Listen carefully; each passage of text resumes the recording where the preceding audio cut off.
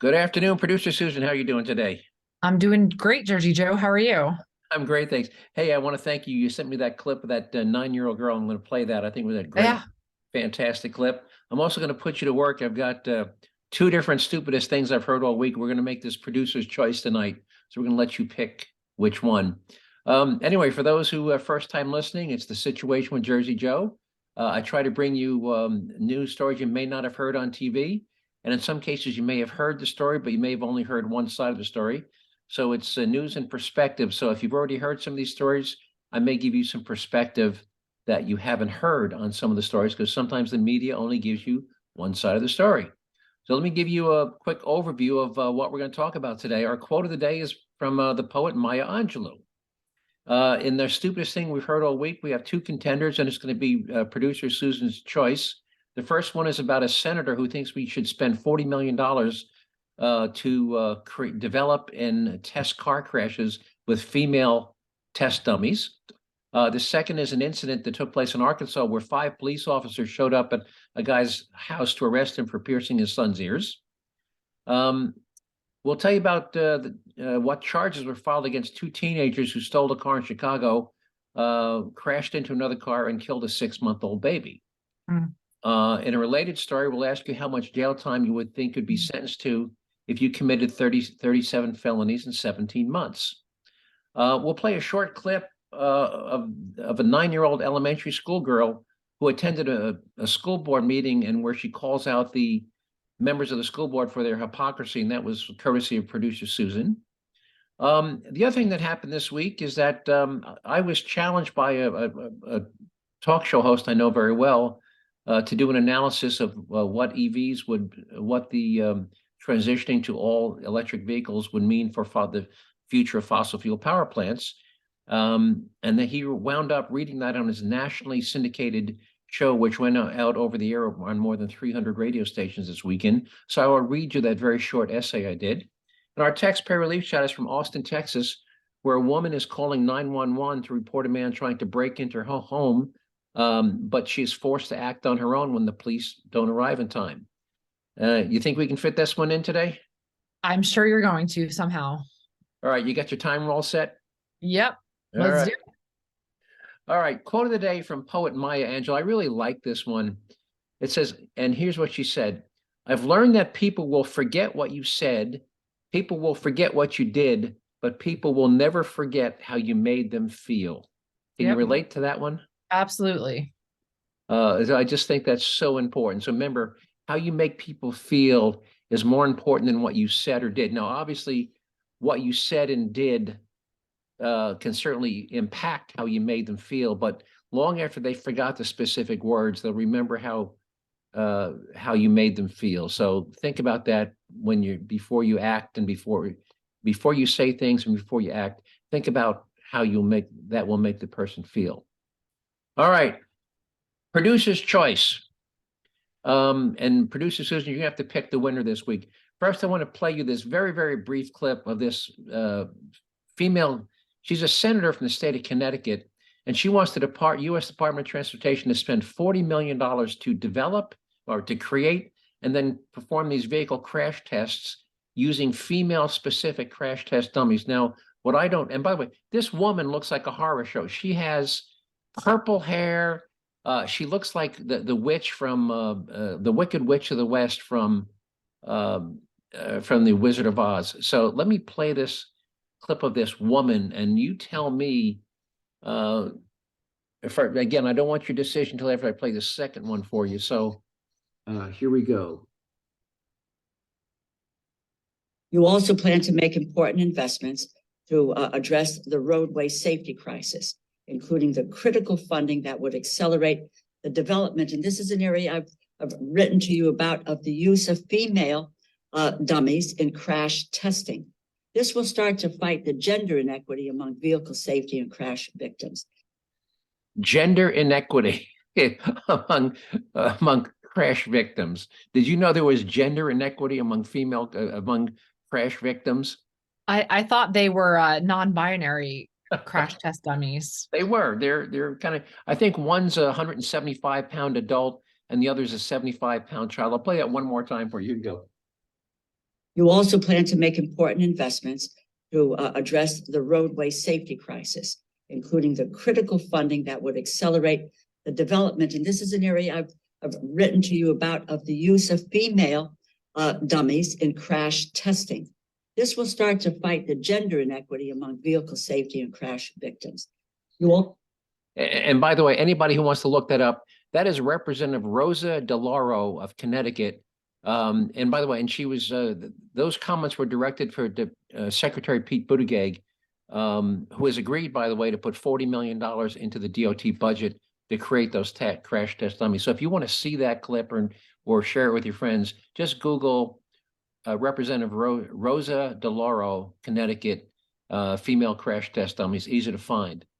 Now, here is the second one that you're gonna have to pick from. So now, if you open a hairdressing salon and you don't have a license, what happens? You get a citation, right? Did the police come in and arrest you? You get a citation. No, you get a fine, I'm sure. You get a citation and a fine. If you have a tattoo parlor and you don't have a license, they'll come in, they'll give you a citation, they'll shut you down. They don't send 5 police officers to arrest you, right?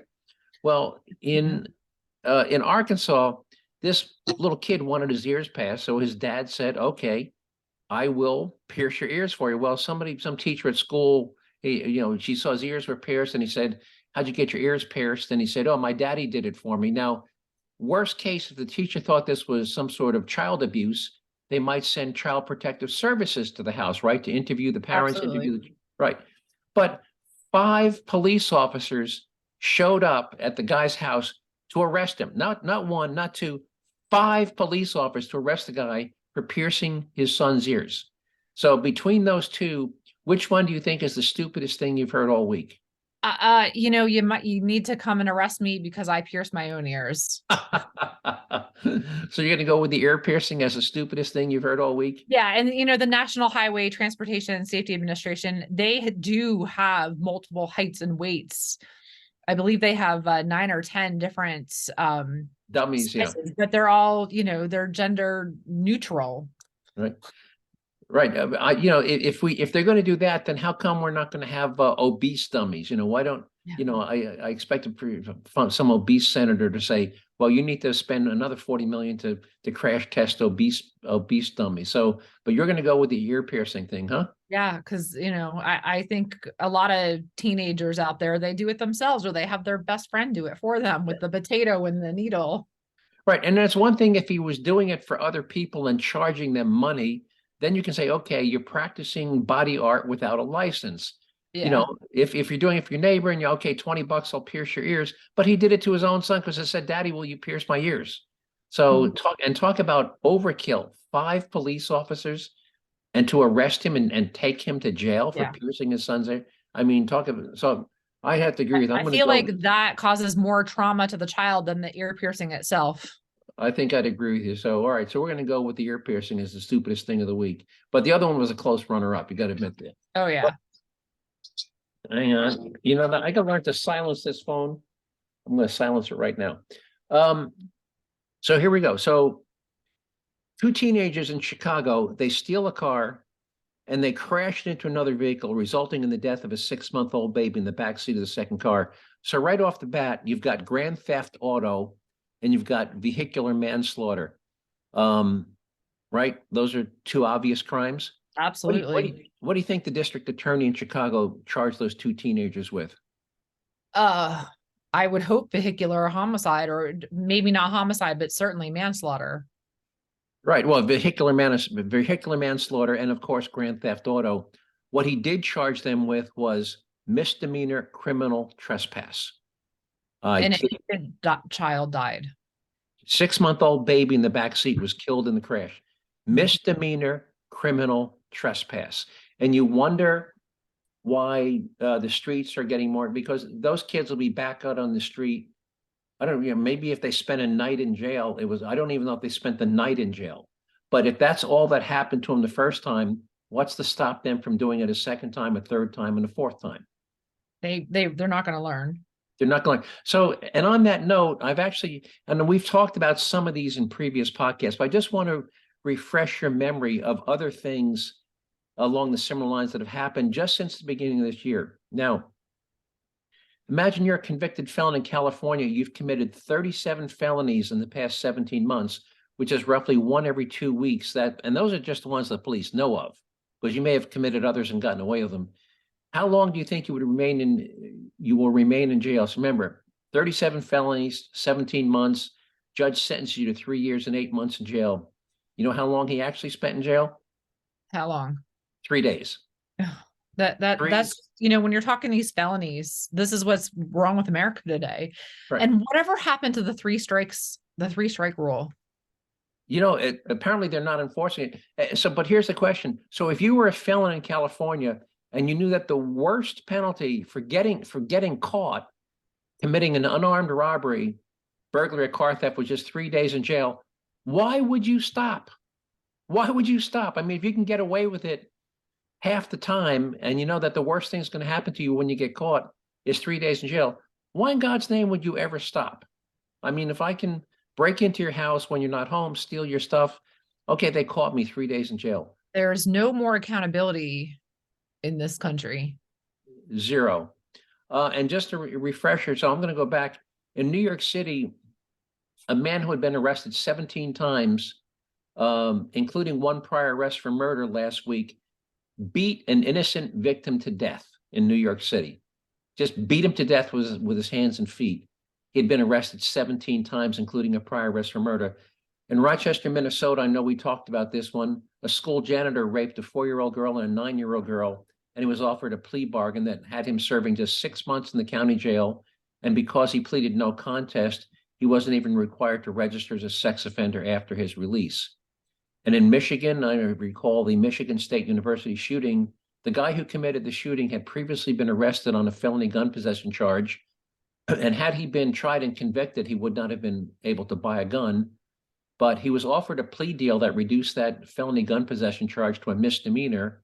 And because he'd only was charged to a misdemeanor, he was subsequently allowed to buy the gun, which he used to murder those 3 Michigan State college students.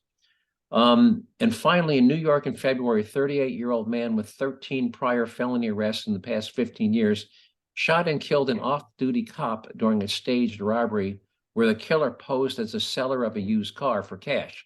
He put an ad, one of these neighbor things, used cars, $7,000 cash only. So my question is, why is a 38-year-old guy with 13 prior felony arrests not still in prison instead of walking around the streets of New York City with a gun? I guess the point of all this, that judges and district attorneys are elected officials. So you really need to pay. I know a lot of people pay attention to who we're going to vote for mayor, who we're going to president, senator. You need to pay attention on the down ballot. Just because you have a judge running for re-election or a district attorney, look into their record, because if you keep electing these people who are offering violent felons plea deals, you're going to continue to see violent felons back on the street. So that's my little editorial rant on criminal justice in this country today. Anything you want to add before I move on? No, there needs to be more accountability, and the people who hold these criminals accountable are the district attorneys and the judges. And the judges, right? And you, the voter, are the only ones who can decide, whether these people get to keep their jobs. And if they're plea bargaining repeat felons down to misdemeanors and then turning them back out on the street in 3 days, or vehicular manslaughter down to criminal trespass, you need to vote their asses out. I'm sorry, but that's the way I feel. All right.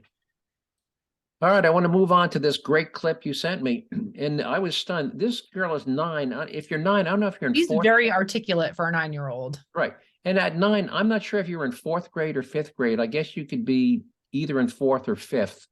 But this is at the Lakeview Elementary. I'm not sure what state it was, Lakeview Elementary School. But this is a 9-year. Now, in a school board meeting, the speakers are only allowed 2 minutes. So this little 9-year-old girl is going to give her school board hell for being hypocrites. And she does it in 2 minutes. Here we go. Elementary school to give a teacher a retiring hallway at Lakeview Elementary School to give a teacher a retiring gift. I looked up onto the wall and saw a BLM poster and an Amanda Gorman poster. In case you don't know who that chick is, she's some girl who did a poem at Biden's so-called inauguration. I was so mad. I was told 2 weeks ago at this very meeting spot, no politics in school. I believed what you said at this meeting. So at lunch, I went up to my principal to tell him about the BLM poster and that I wanted it down. He said it's not coming down. I was like, yeah, it is, because the school board said on May 25th, no BLM or politics in school. He said, that's weird. They were the ones who made them. I was stunned. When I was here 2 weeks ago, you told us to report any BLM in our schools. Apparently, you know they're in our schools because you made the signs. I said there should be no BLM in schools, period. It does not matter the color you make the posters and the font you use. We all understand the meaning. It is a political message about getting rid of police officers, rioting, burning buildings down while King Governor Welch just sits on his throne and watches. We all know. Changing the font or the color of posters does not change the meaning. I am 9 years old and I know that. You expect me to believe that you did not know what you were doing by making these posters? Come on, people. I do not judge people by the color of their skin. I don't really care what color their hair, skin, or eyes is. I'm judged by the content or the way they treat me. MK said, I have a dream that one day my 4 little children will not be judged by the color of their skin, but by the content of their character. That dream has come true. I do not care or look at the color of skin, but you make me think of it. I have Asian, Mexican, white, Chinese, black friends, and I don't care. I like them because some of them make me laugh, some are sweet and kind, sporty, or share the love of God. They are just my friends. You have lied to me, and I am very disappointed in all of you. You can't even follow your own rules. If you're going to do that, why don't you follow any rules we deemed unfit or ridiculous? I'm not following your mask rule anymore then. Get the posters out of our schools. Courage is contagious, so be courageous. Wow. 2 minutes. Wow. Did she pack it all in? I just love that little girl, 9 years old, schooled the school board. Producer Susan, what's the chance you could get that link to that clip on the Absolutely. website? Okay. And for those, it's not just, Google 9-year-old girl, Lakeview Elementary I will School. put the link on the website. Yeah, and if you want to see it before the website, just Google 9-year-old girl addresses school board. And the hypocrisy, they, 2 weeks earlier, they tell her no politics, no political posters, no BLM. And then not only did they allow it, they are the ones who created the posters and posted the posters after they told everybody else you can't put political posters up in school. Just absolutely mind-blowing, the hypocrisy of bureaucrats. All right, where were we? All right. So, Producer Susan, as you know, I'm frequently, I know a lot of talk show hosts. They frequently call on me to be guest speakers and whatnot and come on their shows. And one guy, guy's name is Michael Brown. He has a Monday through Friday show on a local show in Denver, but on Saturdays he has a nationally syndicated show called The Weekend with Michael Brown. And he had challenged listeners in general, and me in particular. Biden has said, look, we're going to move away from internal combustion and we're going to go to all electric vehicles in 40 years or 30 years. I forget which it is. And right now, if you look at the US Energy Information Administration, EIA, you will see that 40% of our total energy consumption is used by vehicles or transportation rather, which is cars, trucks, and diesel trains. 40% of our energy. So if we're going to do away with internal combustion engines, that means our electrical generating capacity has to increase by 40%, right? Actually, it has to increase by more than that because it's 40, since electricity is only 50% of the total. And if you're going to add 40% to 50%, that's 90%. We're going to have to almost double our electrical capacity. Right? Because if you can take the infrastructure to support any of these initiatives. Right. And we've already talked about, we don't have the wires, the substations, the transformers, the circuit breaker panels in the homes. So putting that aside, assuming that we could get to that, we're going to have to double the electrical generating capacity in this country. Now, that part of Biden's plan is where we're going to do it all with wind turbines and solar panels.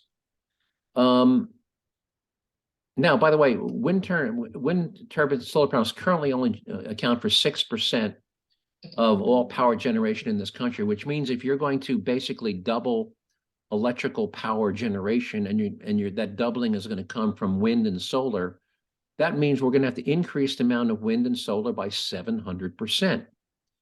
But now, does that mean that we will be decommissioning and taking offline fossil fuel plants? Well, here, as you know, I'm an engineer by training. So I answered the question, will that mean a reduction of fossil fuel power plants? So here was my response. Here's my analysis. It says, and the title is Why More Electric Vehicles Will Require the Construction and Operation of More Fossil Fuel Power Plants, Not Fewer. So as I already said, 40% of U.S. energy consumption is gasoline and diesel fuel, blah, blah, blah. And increasing electrical generation to handle that increased load will require 700% increase to handle that increased electrical demand. So it is an undisputed fact that regionally there will always be prolonged periods of 1 to 4 days when the wind isn't blowing and the sun isn't shining, or the sun isn't shining and the wind is blowing too fast for wind turbines to operate. Did you know that wind turbines can't operate in hurricanes? Yeah, the two extreme winds. Right. Anything over 50 miles an hour, they can't go. So even for even short periods of time, i.e. calm nights, will require nearly 100% backup power generation capacity. In other words, when wind and solar go offline for whatever reason, you need something to back them up. So unless and until large-scale energy storage technologies become viable, that means that you will always require 100% backup power generation to handle the demand when wind and solar go offline, which is what happens on cloudy days or rainy and snowy days or calm nights. So even without increasing the demand for electric power, that means that all traditional power generating plants must remain operational and cannot be decommissioned or taken out of service. And what will happen to the cost of electricity generated by those backup power plants if a multi-million-dollar fossil fuel generating station must be kept operational, but is now only operating at an average capacity of less than 10% of its annual output, which is 100% for a few dozen days per year and near zero for the other 300 days per year? Well, obviously, the answer is that the cost per kilowatt hour from those plants will go up dramatically because you won't be able to amortize the overhead of that power plant against its full capacity. So the cost per kilowatt from the power when those plants come online as backup will be sky high. Now, what if we increase the current electrical demand by more than 40% by transitioning to 100% EVs and replacing gas-fired furnaces, hot water heaters, and stoves with all electric appliances? The answer is simple. Unless and until widespread power storage capacity is created and deployed, as you build more wind and solar generating capacity, you will also have to build more traditional power generating plants to match that increase in renewable energy power generation in order to provide that 100% backup power for those periods of time when those unreliable renewable sources go offline. So unless and until this country embraces new nuclear powered power plants as an option, that means that construction and operation of more fossil fuel power plants, not fewer, as the country transitions to EVs and wind and solar. And I know you've got an engineering background. You want to challenge anything I just said? No, not at all. And I've been thinking a lot about, I think this is maybe a year old. The state of Washington has outlawed combustion engine cars by the year 2030, which is only what, 7 years away.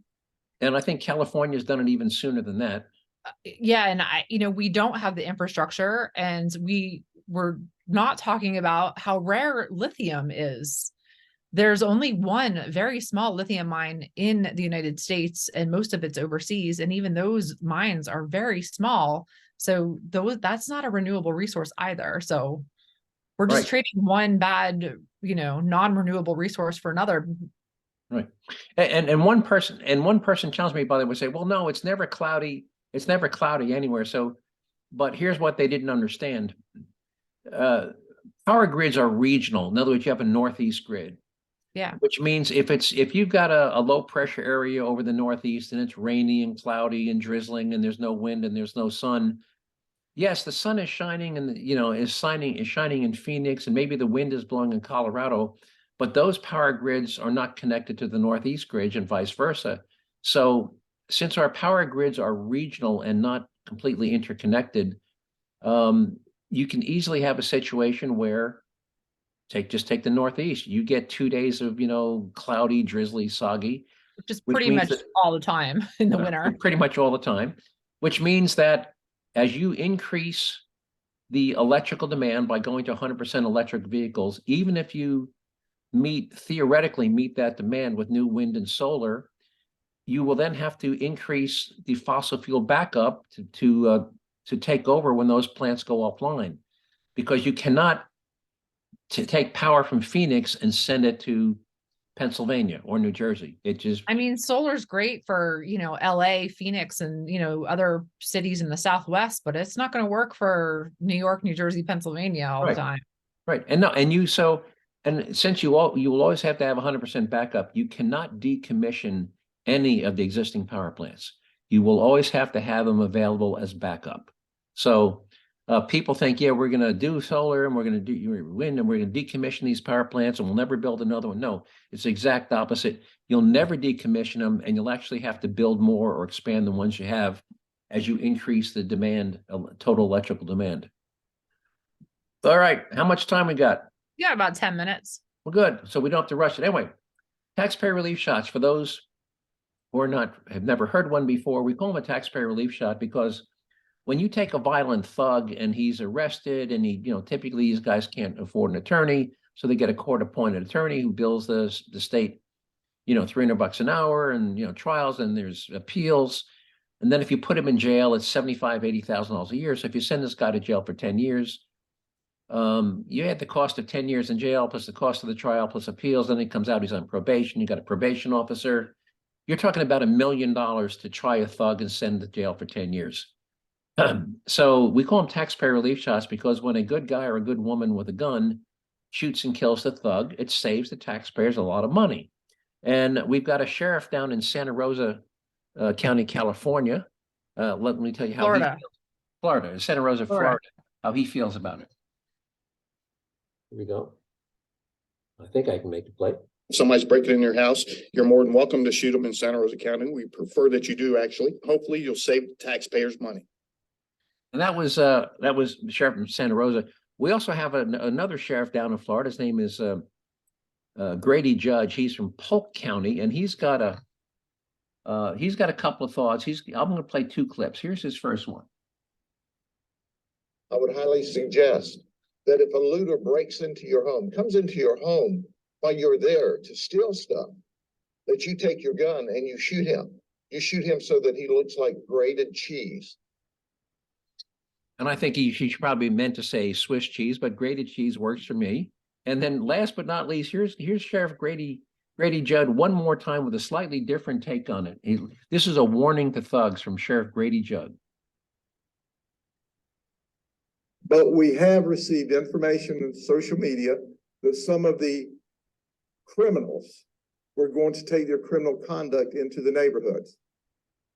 I would tell them, if you value your life, you probably shouldn't do that in Polk County, because the people of Polk County like guns. They have guns. I encourage them to own guns, and they're going to be in their homes tonight with their guns loaded. And if you try to break into their homes to steal, to set fires, I'm highly recommending they blow you back out of the house with their guns. I love that, blow you back out of the house with your guns. I just wish there were more sheriffs outside of the state of Florida who felt that way and would give criminals that warning. I think we'd see a whole lot less crime if that was more the norm than the exception. And we're not condoning this violence. This is responsible gun ownership with responsible homeowners. Right, responsible gun ownership. Now, in Austin, so this is an interesting one. So a woman calls 911 to report a man trying to break into her house. You know the old saying, when seconds count, the police are minutes away. Mm-hmm. So this woman is on the phone with 911. And by the way,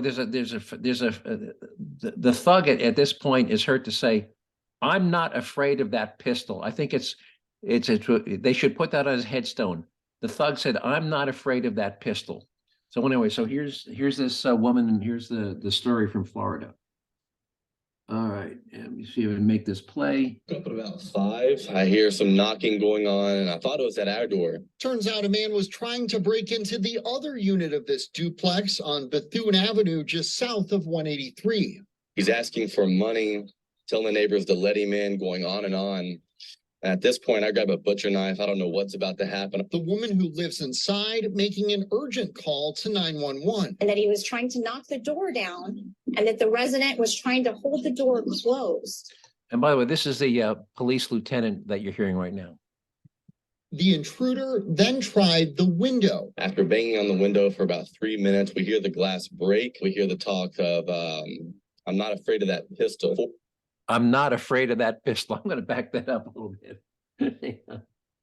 4 or 5 shots were fired off in the window for about closed. And that the resident to knock the door down, and that the resident was trying to hold the door closed. The intruder then tried the window. After banging on the window for about 3 minutes, we hear the glass break. We hear the talk of, "I'm not afraid of that pistol." 4 or 5 shots were fired off, and that was the end of it. Police and medics arrived and pronounced the suspect dead at the scene. No one else was hurt. It was determined that the male suspect was shot by one of the residents in self-defense. No charges will be filed at this time. Cops say there's no indication that the intruder knew anyone in the home. Yeah, great family, a mom and a son, never caused any trouble, very loving people.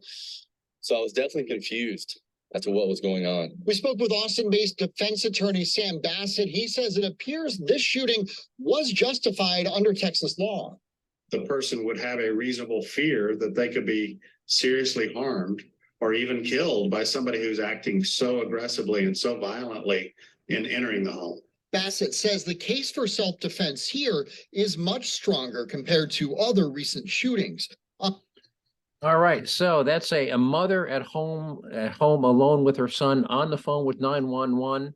And again, police didn't get there in time, so she took matters into her own hand.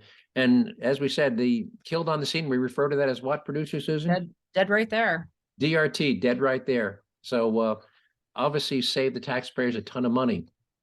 Anyway, before we sign off, and anything you'd like to add? Yeah, I don't know if there's just a purely coincidental uptake in some of these shootings that have been happening recently, the mistaken shootings of, again, we don't condone the violence, but this is responsible gun ownership. But, the boy who knocked on the wrong door and the girl who got in the wrong car and the people who went up the wrong driveway, that's not responsible gun ownership. No, that's tragic. And those people, one guy's 84 years old, probably senile, maybe dementia. And I don't know why there seems to be an uptick the last week, or is it just the media finding these things? But that is not responsible gun ownership. And I feel like there's been like 6 or 7 incidents just in the last week. Well, actually, I think there was 3 or maybe 4. But there's definitely 5. I can name 5 off the top of my head. I feel like there was a couple more. But the nature of random is clustering and bunching. So things like this I'll give you an example. If you flip a quarter 100 times, it's never going to come up heads, tails, heads, tails, heads, tails. You're going to get clusters where it's heads 3 times in a row, it's tails 4 times in a row. And the same thing with these random, tragic shootings. You may go weeks and weeks with none, and then you may get, a 2-week period where there's 5.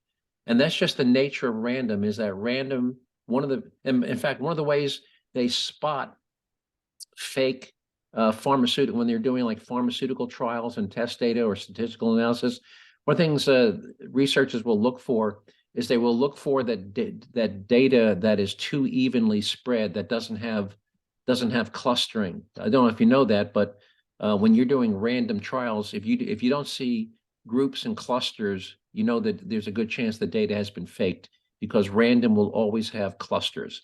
And I think I'm hoping what we're seeing is just the normal occurrence of a cluster. Anyway, we're running out of Well, there's time. definitely been Right. 5 incidents this past week that I've heard. And again, I don't know if the media is just finding these things, but that is, those have all been tragedies that should not have happened. Absolutely correct. You can only, for those who aren't aware, you can only use deadly force if you have a reasonable belief that you are in fear of death or serious bodily injury to yourself or somebody else. If you look out the window and somebody's stealing your boat out of your driveway, trying to hook up their car and driveway, you cannot run out of your house and shoot them to prevent them from stopping your boat. Preventing theft of property is not legal justification. There has to be a reasonable belief that your life, that either your life is in danger or that you're at risk of serious bodily injury. And that's true in all 50 states, no exception. So unless there's and again, if you go out because somebody's, trying to steal your boat and you take a shot at them, you've just committed a felony. So don't do that. So you can't shoot at people in a car in your driveway. Or somebody accidentally rings the wrong doorbell or turns. Or if they their ring the wrong doorbell, driveway. again, you're not in, if somebody's outside your house ringing your doorbell, they don't represent a threat to your safety, your bodily injury just by ringing your doorbell. So it's not legitimate. Anyway, I hope you, I want to thank you for giving up 30 minutes of your busy day to listen to me ramble on about the things I find of interest. I hope you found them interesting and important as I did. If you want to see some materials and story links you heard me talk about today, you can find them on the Jerzee Joe website. That's JER as in Robert, Z as in zebra, E, JerzeeJoe.com. Producer Susan will post some of the links on the Jerzee Joe website. And if you want to send me an email with a question, comment, just send it to joe@JerzeeJoe.com. Again, it's JERZEE, JerzeeJoe.com. And again, or if you want to suggest a topic, I'll be happy to do that as well. Other than that, I've got nothing else unless Producer Susan, you want to add something? No, I'm enjoying this nice cool weather. I mowed the lawn for the first time this season, this weekend. Well, good. So you're pretty sure the snow's gone, huh? Well, I can't say that, but I know in Colorado, they said never put your flowers out till Mother's Day. So anyway, let's hope you're right. And on that note, I will end the show and I'll talk to you next week. all right. Have a good week, Jerzee Joe. You too. Take care. Bye-bye.